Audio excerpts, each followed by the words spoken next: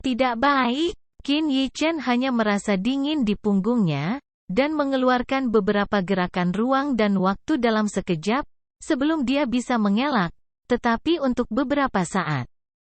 Dia masih sangat dekat dengan mata air jernih dan kristal. Begitu dia menstabilkan sosoknya, Qin Yichen merasa kekuatan pedangnya menjadi semakin lelah dan sangat layu.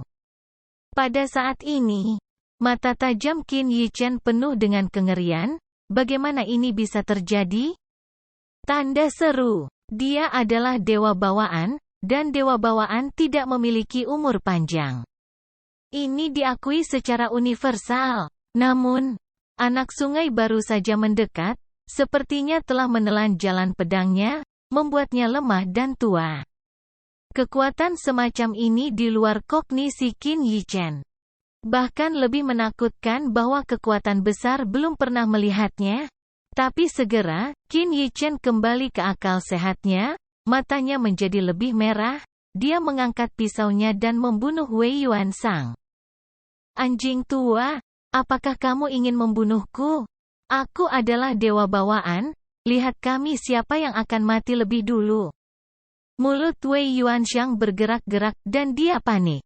Dia tahu bahwa dewa bawaan memiliki kehidupan yang tak terbatas. Meskipun Ke Tiangxuan dan Qin Yichen berhenti bersama barusan, dia curiga bahwa tempat ini juga memiliki pengekangan yang kuat dan bahaya besar bagi para dewa bawaan. Tapi ini setelah semua spekulasi. Sama seperti Qin Yichen yang tidak tahu apa yang dimiliki Yin Wei Yuanxiang pada saat itu, dan sebaliknya membiarkan Wei Yuanxiang menemukan alirannya. Wei Yuanxiang tidak yakin pada saat ini apakah pisau pencuri ini benar-benar tidak takut. Kekuatan Kuantun Life Yuan. Selain itu, di mana Wei Yuanxiang berani berjudi? Melihat Qin Yichen membunuh dengan pisau, ingin membalas dendam, bayangannya melintas dengan cepat, dan dia tidak berani tinggal. Hal-hal kecil, jangan gigit. Jelas kamu menyerang orang tua itu lebih dulu. Pisau Qin Yichen masih ada, pisau ruang dan waktu ini untuk mencegah Wei Yuanxiang melarikan diri. Dan membiarkannya merasakan kengerian karena didekati oleh arus dan melahap vitalitas. Berhenti bicara omong kosong. Segalanya baik-baik saja sekarang. Raja Starchacher mengatakan itu jalan keluar. Tapi dia menarik si Kuan. Bukankah itu semua disebabkan oleh Heavenly Eagles? The King of Star Picking juga sangat besar saat ini. Musim semi ini tiba-tiba bergegas mengejar mereka. Sepertinya dia benar-benar memprovokasi, setidaknya itu tidak ada hubungannya dengan dia. Tetapi pada saat ini, di mana dia begitu peduli, kuncinya adalah cepat menemukan jalan keluar. Namun, sosok menakutkan di gunung yang tinggi ini sama kuatnya dengan mereka dalam pertempuran apapun. Selain itu, Ruxuan dan Chislater, mereka belum pernah melihatnya sebelumnya. Setidaknya mereka belum pernah melihat yang sekuat itu. Jika Anda belum pernah melihatnya sebelumnya, Anda tidak tahu metodenya. Pertempuran sengit baru saja terjadi. Dan itu membuat semua ahli hebat bingung. Tokoh-tokoh yang bergegas turun dari pegunungan tinggi ini bahkan lebih tidak sadar dan tidak bernyawa, mereka hanya memiliki niat membunuh untuk membunuh mereka di sini. Dan pada saat ini, kekuatan mungkin tidak bersatu. Tetapi di atas pegunungan tinggi ini, tampaknya ada sosok yang menjaga tempat ini, tetapi niat membunuhnya adalah Ling Ran, bahkan Raja Star Retriever, pada saat ini. Tampak semakin malu, sedikit bermacam-macam. Pada saat ini, pedang ruang dan waktu Dao Dao Qin Yichen benar-benar menunda langkah Wei Yuanxiang, meskipun setelah itu. Wei Yuanxiang hanya menebas luka-lukanya dari Dao Dao dengan cahaya pisau, dan tidak mengelak, bagaimanapun juga. Dengan pisau ringan ini, arus yang mengejar di belakang Anda saat-saat yang lebih menakutkan. Namun demikian, si Kuan itu mendekatinya, dan Qin Yichen berpindah ruang dan waktu lagi dan lagi. menyebabkannya Wei Yuanxiang ditangkap oleh Sikuan. Apa-apaan ini? Wei Yuanxiang menoleh, sudah merasa hidupnya berlalu dengan kecepatan yang sangat menakutkan. Dia mengertakkan gigi dan tiba-tiba mengorbankan harta. Air datang dan tanah dibanjiri. Perangi, saya melihat cahaya ilahi coklat naik ke langit, dan setelah diperiksa lebih dekat, ternyata itu adalah pot tanah liat dengan pola misterius. Pot tembikar itu sangat sederhana, dan mulut pot terbuka saat ini, dan sebuah gunung terlempar darinya, bebatuan pecah, dan Yuan Yu gemetar. Di antara 5 elemen, air Turki adalah akal sehat. Meskipun Wei Yuanxiang juga tahu bahwa aliran sungai ini tidak dapat diukur dengan 5 elemen sama sekali, dia tidak punya pilihan saat ini. Saya hanya berharap harta karun ini bisa tertunda sebentar. Gunung-gunung di pot tanah liat sepertinya tidak ada habisnya, masing-masing menghancurkan langit.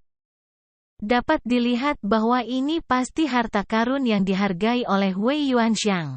Tapi apa yang tidak diharapkan Wei Yuanxiang adalah alirannya mengalir melalui celah gunung tanpa halangan apapun.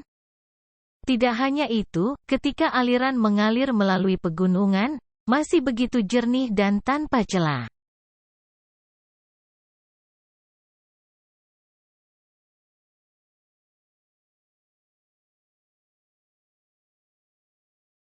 Tetapi gunung itu langsung berubah menjadi bubuk, dan pada akhirnya, berasimilasi dengan aliran dan berubah menjadi kristal kecil. Mata Wei Yuanxiang pecah-pecah. Tetapi yang membuat jantung dan paru-parunya semakin berhenti adalah ketika aliran air lewat, pot tanah liat yang dia korbankan berada di udara. Retak dengan kecepatan yang terlihat dengan mata telanjang. Pola dao menghilang dan tampaknya telah musnah, dan bahan yang digunakan untuk melemparkan pot tanah liat ini sangat berharga. Itu adalah hasil dari pemurnian dan pemurnian Wei Yuanxiang dan mengetahui berapa banyak besi tanah suci yang terkondensasi. Hanya dalam beberapa tarikan napas, pot tanah liat itu ternyata compang camping, dan akhirnya, saat aliran air melewatinya, ia terbentur dan berubah menjadi bubuk. Wei Yuanxiang benar-benar ketakutan. Itu adalah harta setingkat kaisar yang telah dia latih selama bertahun-tahun. Pada saat ini, saya dilewati oleh Sikuan, dan hanya dalam beberapa napas, itu berubah menjadi bubuk-bubuk. Aliran ini, menelan. Wei Yuanxiang mati-matian melarikan diri, sambil mengingat bagaimana perasaannya ketika hartanya rusak. Itu ditelan oleh kekuatan yang tak terbatas. Namun, pola Tao dari pot tanah liat dihapuskan, dan tanah suci dan emas juga berubah menjadi debu. Ini untuk memusnahkan level otoritas kaisar yang terkandung dalam pot tanah liat secara langsung. Tetapi penemuan seperti itu membuat Wei Yuanxiang merasa bahwa aliran ini seperti mata air kuning yang tidak bernyawa. Perasaan barusan seperti pot tanah liatnya perlahan-lahan menghilang dari harta karun itu, tetapi itu berkurang menjadi limbah. Tapi bagaimana ini mungkin? Tanda tanya. Ini bukan pot tanah liat biasa. Tapi harta setingkat kaisar? Tinggalkan saja pot tanah liat di pinggir jalan, ingin membiarkan bertahun-tahun menghapusnya? Itu akan makan waktu berapa lama? Ini hampir setara dengan kematian Wei Yuanxiang sendiri, dan tulangnya hampir berubah menjadi bubuk. Namun, jika kekuatan besar kaisar dan harta kaisar ingin mengandalkan tahun-tahun untuk memurnikan, setidaknya mereka harus menghitung jutaan tahun. Tapi barusan, jelas, hanya butuh beberapa napas. Mata air arus ini menelan Dao. Menyebalkan Dao secara langsung. Pada saat itu, Wei Yuanxiang memelototi Qin Yichen, hanya untuk menemukan bahwa Qin Yichen juga menatapnya pada saat itu. Tidak ada dari mereka yang tampak kesal, tetapi keduanya memiliki wajah penuh ketakutan. Karena tebakan Wei Yuanxiang benar, yang mengkonfirmasi pengalaman Qin Yichen sekarang, Sebagai dewa bawaan, ia tidak memiliki batasan hidup sama sekali, namun ia masih dapat ditelan oleh arus. Yang membuatnya tertekan, justru karena arus ini dapat memperoleh kembali vitalitasnya, yaitu umur, ia dapat merebut kekuasaan dan bahkan lebih. Dao, menghukum Dao untuk jatuh. Betapa buruknya ini, tanda tanya.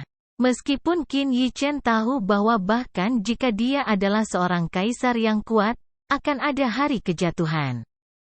Tetapi dia tidak pernah mendengar bahwa Tao masih hidup dan mati. Dan Tao masih bisa menelan dan jatuh.